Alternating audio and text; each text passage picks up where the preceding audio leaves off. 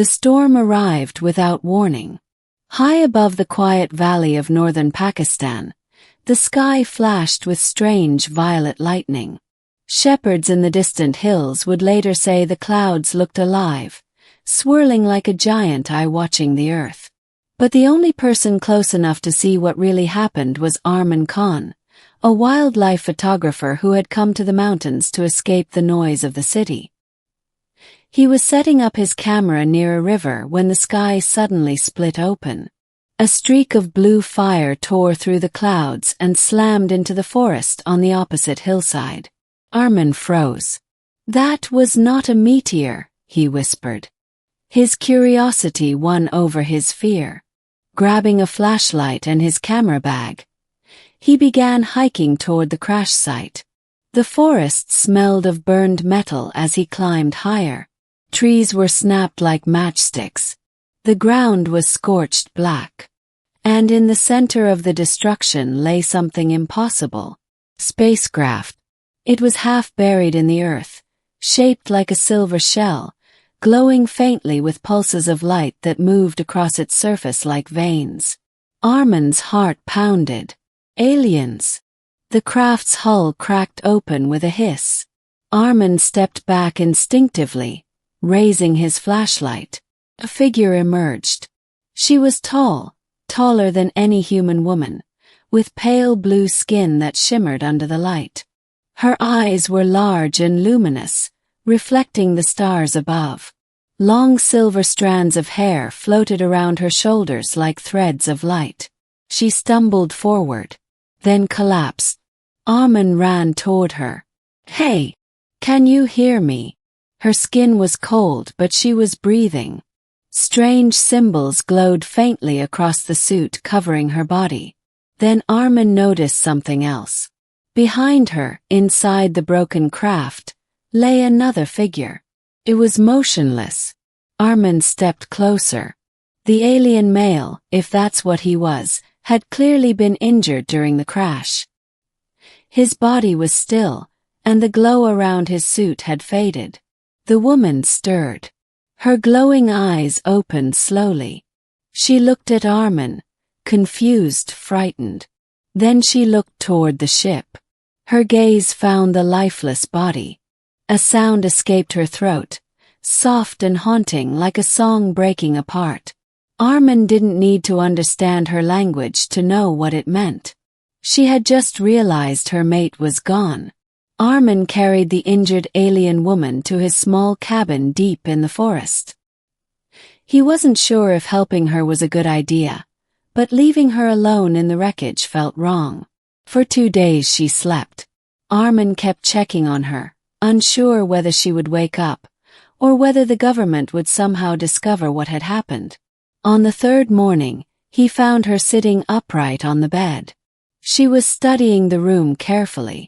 The wooden walls, the stove, the small window overlooking the mountains. When she noticed Arman, her eyes narrowed. He raised his hand slowly. "I'm not going to hurt you," he said gently. A small device on her wrist lit up. A mechanical voice suddenly spoke. "Translation system activated." The alien woman blinked. Then she spoke. "My name is Lyra." Arman nearly dropped the cup he was holding. "It works," he laughed nervously. I'm Arman." She studied him. "You saved my life." "I guess so," he replied. "But your ship." Her expression darkened instantly. "My mate, Kale, did not survive." Silence filled the cabin. Lyra looked down at her glowing hands. "On my world, mates bond for life. Our minds, our emotions, they intertwine. When one dies, the other carries the emptiness forever." Arman didn't know what to say, but he could see the grief in her eyes. It looked painfully human. Over the next few days, Lyra slowly recovered. Her species, she explained, came from a distant star system called Erythra. They were explorers, traveling the galaxy to study emerging civilizations. Earth had been one of their observation targets. But during orbit, their ship had been struck by an unknown energy surge. It forced them to crash. Kale died protecting her. Lyra was now stranded on a planet that barely knew life existed beyond its sky. One night, Armin asked the obvious question.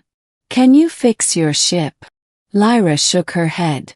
"The core reactor is destroyed. Without advanced materials from my world, repair is impossible. So you're stuck here. For now," she said quietly. Days turned into weeks. Something unexpected happened during that time. Armin and Lyra began to talk. He showed her human music. She explained alien star maps. He taught her how to cook simple food. She showed him how her species communicated emotions through subtle energy pulses in their skin. But sometimes, she would fall silent, her glowing eyes drifting toward the sky, thinking about Kale. One evening they sat outside watching the stars. Lyra spoke softly. "On my world, widows rarely remain alone forever." Armin glanced at her. "Oh, our biology is unusual. Emotional bonds affect our neural systems.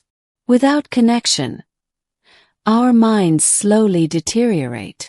"That sounds rough." She looked at him seriously. "To survive, a widow must eventually form a new bond." Armin raised an eyebrow. "With another alien?" "Normally. But you're the only one here." Lyra nodded. "That is the problem." They sat in silence for a moment. Then she said something that made Armin's heart skip. "Human minds are surprisingly compatible with ours." He blinked. "Wait, are you saying?" She looked directly at him. "I am saying, a bond with a human may be possible." Armin laughed nervously. "You mean like friendship?" Lyra tilted her head. "Not exactly." Over the next few days, Armin couldn't stop thinking about it. An alien bond with him sounded insane. But the more time they spent together, the more he realized something.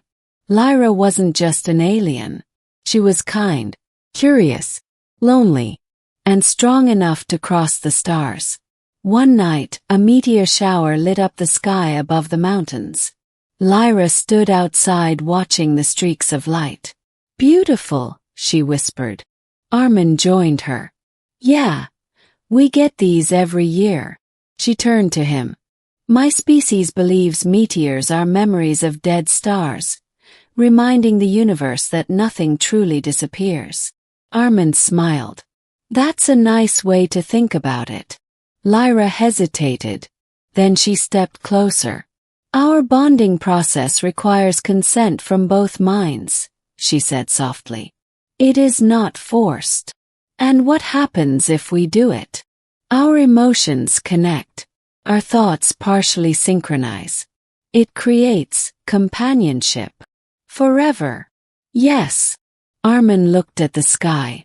1,000 stars burned above them. A month ago, aliens weren't even real to him.